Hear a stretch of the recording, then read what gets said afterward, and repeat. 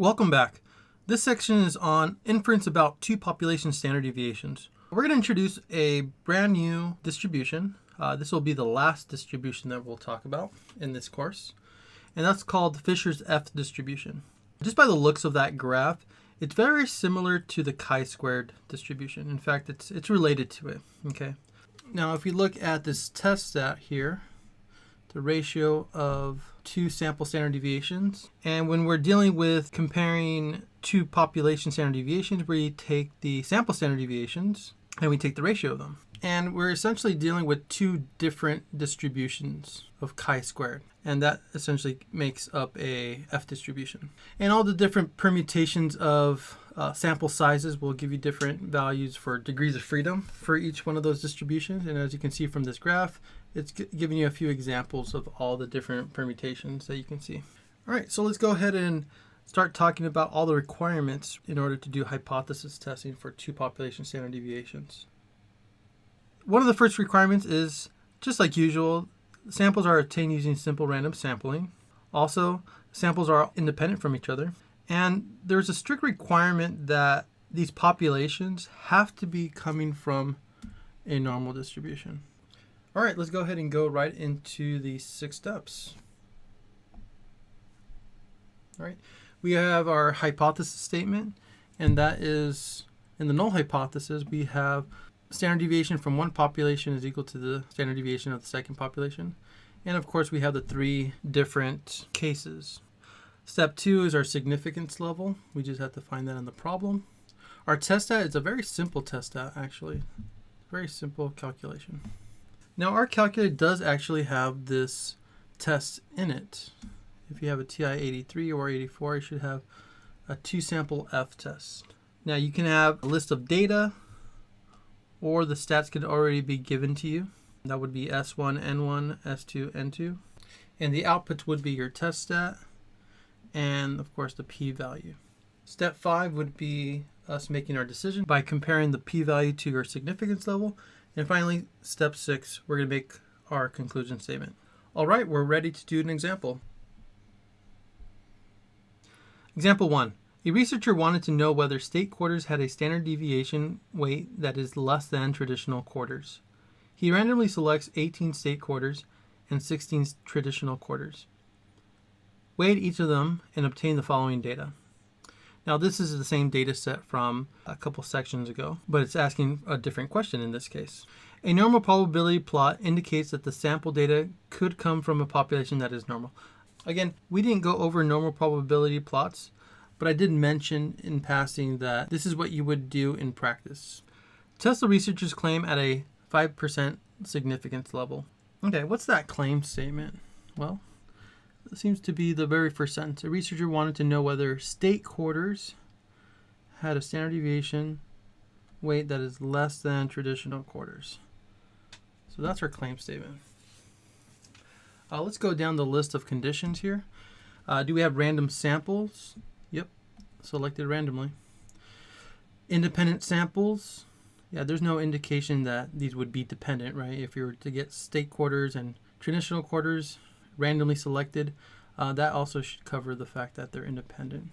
Normal probability plot. Again, they did mention they use a normal probability plot, and it seems to be coming from a normal distribution. Again, things that are manufactured tend to be normally distributed. All right, step 1. Let's come up with our hypothesis statements. That's your null hypothesis and your alternative. The null hypothesis is always a statement of equality or no change. We're essentially saying that the standard deviation of these two populations are exactly the same until we have evidence to suggest otherwise. And the alternative statement, well, we have sigma 1, sigma 2. Now we just have to figure out what condition we have. So let's reread that claim statement. So state quarters had a standard deviation weight that is less than traditional quarters. So we do have to identify what's state and what's traditional. That way we know what's 1 and what's 2. So I'll just label state to be 1 and traditional to be 2. And then as long as I'm consistent the rest of the way through, then I should be in good shape. So I'm going to say state is 1 and traditional is 2. So state quarters have a weight that's less than. So that would be this symbol. All right, and that is our claim statement. So we want to label that. That's going to help us in step 6 when we come up with our conclusion statement. Step 2, our significance level, we have a 5%. Step 3, we're going to come up with our test stat. And for our test, we are comparing two standard deviations, so that's an F test. S1 squared over S2 squared. Now again, if in the problem they give you variances, then you wouldn't have to square those values, but if they give you standard deviations, then you would have to square them. Because remember, the variance is the square of the standard deviation. Okay, so what did they give us here? Well, they gave us data. So we're going to have to put this into L1 and then L2 in our calculator. Now, if we have statistics, which we don't, we would actually have to have S1, N1, S2, N2. Even though this test stat doesn't have N1 and N2 in it, we need those two values in order to come up with a p-value. So what I'm going to do here is, once we get our output from this test on our calculator, I'm going to fill this out just so that you can see what numbers I had. All right, let's go to the calculator. Okay, starting off from the home screen, we go to Stat. We want to put these two lists into our calculator under L1 and L2. So let me clear this out. And let's go ahead and start typing away. Okay, so once you've entered everything in, again, make sure that you put everything in correctly. It's always worth double checking your inputs. So let's go ahead and quit out of this. We're going to go to Stat, Test, and to find two sampled F tests, you could go all the way down, but the shortcut would be to go up. If you go up, and you'll see it's right there where it says 2samp F test. Press enter. Again, you have the options for, depending on what your problem gives you, if it gives you data like it did in our case, you have data, or you can put in stats. You can see how the inputs change. Again, we have data, and our data is in L1 and L2. So again, make sure those are L1 and L2 or wherever you place your data in. Frequency, just keep those at 1. And our alternative was that sigma 1 is less than sigma 2. So you want to make sure that that one is highlighted. So scroll over to it and press enter. And then calculate. Okay, so what this gives us is a test stat, that F value, 0.5187. And it gives us a p-value, which is 0.097. So just by the looks of that, I know that's less than our significance level because our significance level was 0.05. So we're not going to be able to reject the null hypothesis. But let's go ahead and continue with the steps. So just copying over everything that we had from that output.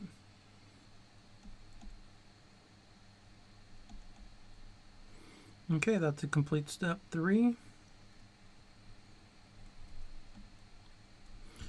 And step 4, we're going to go ahead and write down that p-value that our output also gave us. And the graph for an F distribution is skewed to the right. Okay, so it has a vertical axis, a horizontal axis. They intersect at 0. And it peaks somewhere here, and it goes all the way off to the right. Now, the question is, how do we determine where along this axis, along this horizontal axis, that we need to place this test at? Okay, we have to either put it here or here. Like, how can you tell where it's at? Well, this is how you're going to do it. Okay, first of all, look at what type of test do we have. Is it left tail test, right tail test? Well, we have a left tail test, right? So we know the area to the left of wherever we place our test at should be about 9%, 9.72%. Okay, so you have to make a judgment. Now, I'll tell you now that the 50 percentile is typically a little bit to the right of the peak there. Okay, that means the area to the left of that is 50% and the area to the right of that is 50%. We're looking for a value such that the area to the left of it is about 9%. So if I place it out here, this area here does seem to look like it's 9% or something close to that. Okay, so that's what our test stat's going to be. Okay, that's a complete step 4 there. Also, another rule of thumb that you can use is if S1 is less than S2, then your test stat is going to be to about the left of the peak. And if S1 is greater than S2, it should be a little bit to the right of the peak. Okay. Because then again, this ratio of F will be much larger if S1 is greater than S2, so it'll be further away from 0. Right, that's 0 right here. And if S1 is less than S2, then it should be a smaller fraction, right, and be closer to 0. Okay, so that's the idea behind that too. Step 5, we make our decision. Decision is made by comparing your p-value to your significance level. In our case, the significance level is 0.05. The p-value is 0.0972. Again, the p-value represents the probability of making an error when we reject the null hypothesis. Okay, if we were to reject the null hypothesis in this case, that these two standard deviations are not equal, then there's a 9.72% chance of us being wrong in that decision. We are not willing to take that risk because we already decided that we'll only take a risk as long as it's less than 5%. So we fail to reject the null hypothesis. Now step 6. You can logic your way through this, right? We did not reject the null hypothesis, so in a sense you can think of that as the null hypothesis is still true. Okay, we haven't had enough evidence to reject it. So if the null hypothesis is still true, that means the alternative is not being supported, and that was the claim statement. Okay, so there's not sufficient evidence to support the claim that sigma 1 is less than sigma 2. All right, so let's go to that flow chart to get the wording for that. So in our case, our claim was the alternative hypothesis. Right, so we go in this direction. And we were not able to reject the null hypothesis. We failed to reject the null hypothesis. So the wording for our conclusion statement starts off like this. There is not sufficient sample evidence to support the claim that, and then we restate the original claim. And the original claim was that state quarters had a standard deviation weight that is less than traditional quarters.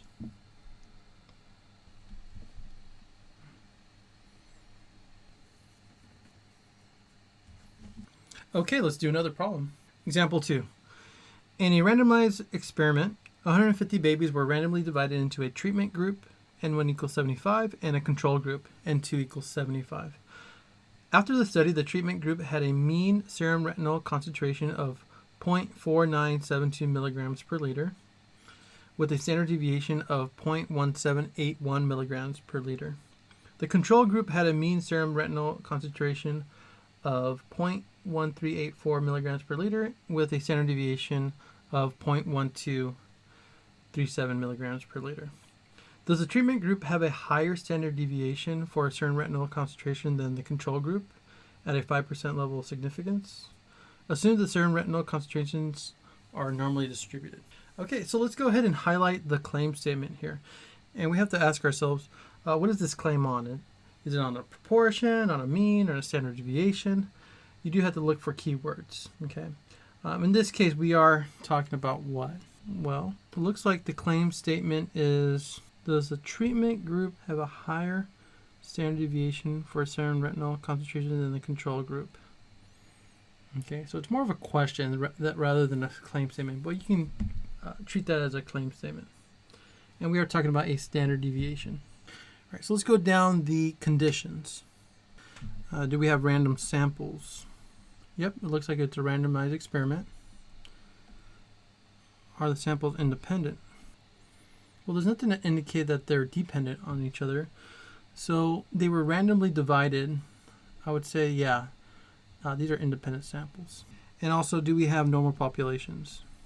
And they do tell us that in the very last sentence there. Okay, so we can go ahead and get started. Step 1, null hypothesis and alternative. We are talking about a standard deviation, so we're using sigma 1 equals sigma 2. So the null hypothesis is always a statement of equality. And in our alternative hypothesis, let's figure out what our claim statement tells us about that. Treatment group have a higher standard deviation for the serum retinol concentration than control group. higher than, higher. Okay, so we do have to identify what is 1 and what is 2. So I'll say treatment, I'll call that 1, and control, I'll call that 2. So treatment is higher than control, so that's greater than. That's our claim statement. Step 2, what's our significance level? Well, they tell us it's 5%. Step 3, we have our test stat. Again, we're comparing 2 standard deviations, so this is an F-test.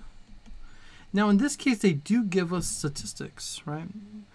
For the F-test, we need S1, N1, S2, N2.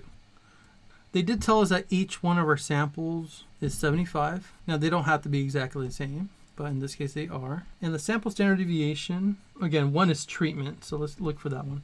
So the treatment group had a mean. You see how they give us a mean value? That's not even necessary. That's just extra information we don't need. If the claim statement was a claim on a mean, then we would actually use that information. But we don't need this information at all.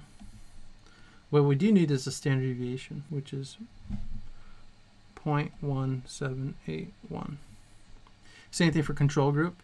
We don't need the mean value because we're comparing standard deviations. We do need a standard deviation, which is 0.1237. Okay, so this is an example in which they give you more information than you actually need because the question is comparing standard deviations, not comparing means. All right, our test stat is S1 squared over S2 squared. And of course, you can calculate that just by plugging these values into this formula to get a test stat. But we're going to run this through 2 sample F-test in order to also get the p-value, which we'll need in step 4. So let's go ahead and go to the calculator for this. Okay, we're here at the calculator. We have a clear home screen.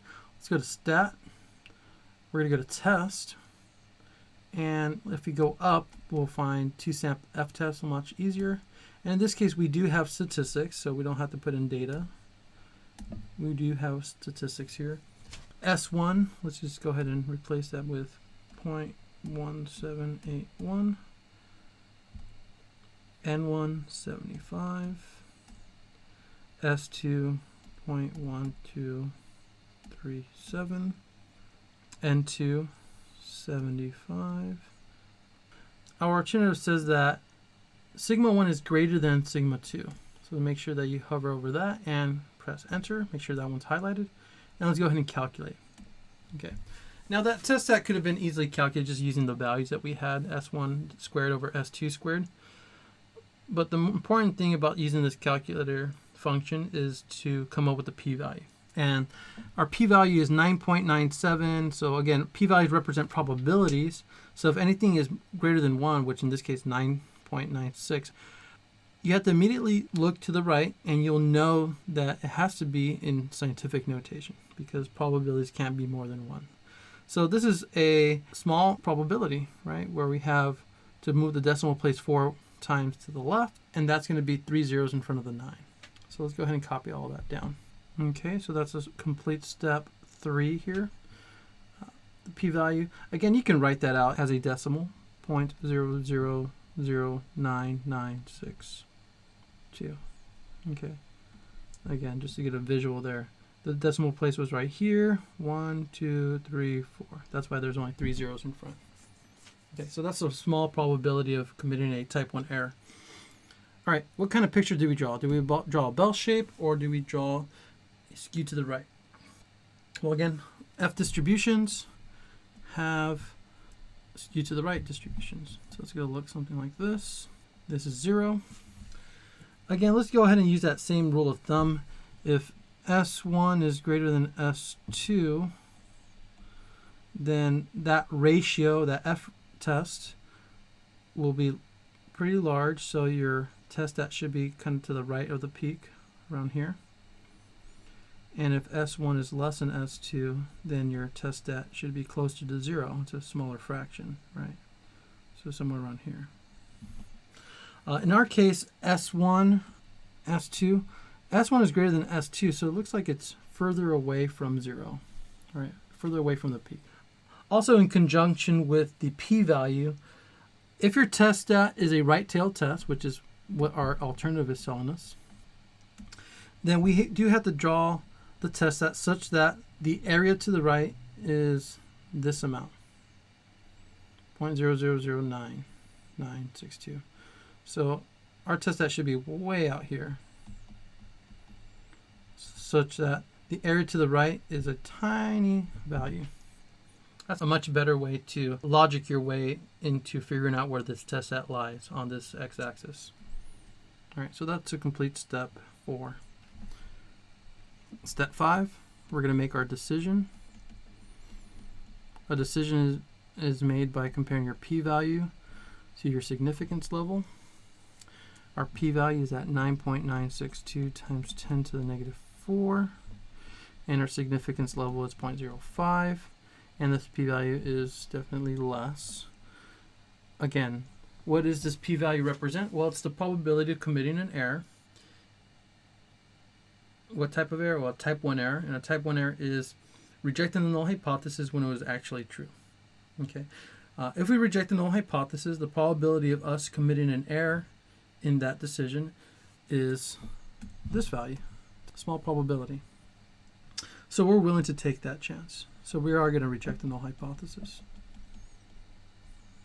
because we're probably right in our decision. Step 6, we're going to come up with our conclusion statement. Again, we can logic our way through this. So we rejected the null hypothesis, so that means we're in favor of the alternative, right? Which is the claim. So we reject the null hypothesis in favor of the alternative, which is the claim. So we do have sufficient evidence to support the claim. Again, let's go through that flowchart just so you can see how that reconciles with my logic here. Okay, we're here at the flowchart. Our claim was the alternative, so we're going to go down here. Did we reject the null hypothesis in step 5? Yep. So the sample data supports the claim that, and then we restate the original claim. And what was our original claim? Well, it's highlighted above. The treatment group have a higher standard deviation for serum retinol concentration than the control group.